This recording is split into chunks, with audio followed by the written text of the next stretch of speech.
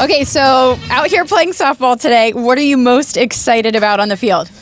Oh, gosh. I think it's always fun to compete with guys, especially not their primary sport. So you get to see who actually played a little baseball growing up and who didn't. And you can tell from some of the guys' warm-up swings who's going to have a rough time today. Yeah, well, what about you? Are you well-versed in baseball, softball? Well, I played through my freshman year of high school, and just because of time commitment, I had to drop one of the 3 sports I was playing, and I'm all right. I did win 2 home run derbies in St. Louis, but scouting the competition, there's some good hitters out here, so I'm a little anxious about it. Okay, so you're kind of watching everybody, making sure, kind of seeing where you will end up. Well, how did you end up on JT's team over at Cardale's? I have no idea. The draft, I mean, I tried telling these guys that I should have been the first pick, but I'm just glad I wasn't dead last like my guy Bobby. So I think Carpenter was the last pick of the draft. So as long as I wasn't dead last, that's all right. Why aren't you the coach of one of the teams?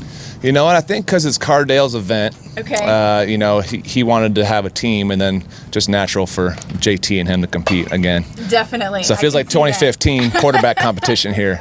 Oh, I hope it's not that intense, though. Maybe a little more fun today. Right. Well, could you see yourself ever getting into coaching? I've thought about it. It's always something. My love for the game of football is so deep that you always think about how can you help not only give back the wisdom that you've gained playing, but also help mold, I guess, young men like the way Luke Fickell and Jim Tressel helped mold me during a time where you're away from your family, you're off in college, there's a lot going on, but if it wasn't for those 2 gentlemen, I'm not the man that I ended up growing to be. So it weighs on me from time, every now and again. But I'm enjoying also, doing the radio show and some games for Big Ten Network. Yeah, and you do a great job with that. What do you think the linebackers will need to do to bounce back this year, looking at Ohio State? Well, I hope, everything from Coach Madison and Coach Washington has been that they're going to simplify everything and let these athletes play fast. I mean, the talent that they have in that room is amazing. You talk about just the athleticism, how fast they can. I mean, these guys are in such great shape. The athletes look so much different than when we played. Our linebacker rooms, we were all pretty big dudes. I mean, you had Bobby and all these guys, and these guys are big, but they're also explosive. They're fast. They can move around, and they have everything that they need to be successful. And if I think you pare down the game plan, so you're not thinking about as much, they'll be able to use their natural athleticism to make some plays. I think they'll be all right, and I'm excited to see them. Yeah, what about Ohio State as a whole? What are your expectations? Well, expectations are always super high here, right? I think that's just the way it is. But, it's going to be interesting to see how they handle Justin early on and see if he can, you got to use his legs, but also, the depth there is a little tricky, so you can't get him hurt.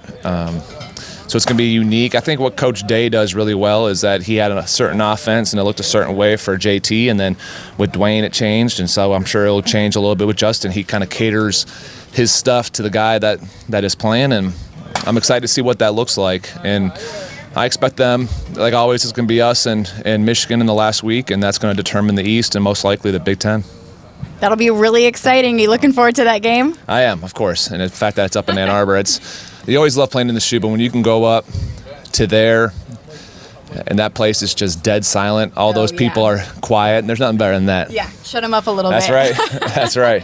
Well, have so much fun today. Who do you think will win? Can I get a prediction? Our team, unless Cardale cheats. So Team JT is going to win unless Cardale, it is his charity event. So I know when we did this with Coach Fisher in St. Louis, his team always won. He would cheat. If his team was losing, he'd put the cheerleaders, load the bases before the inning. So I'm not sure Cardale is that creative, though, or that experienced in the cheating part of it yet, but we'll find out. Okay, well, good luck. It was good talking to you. Thank you.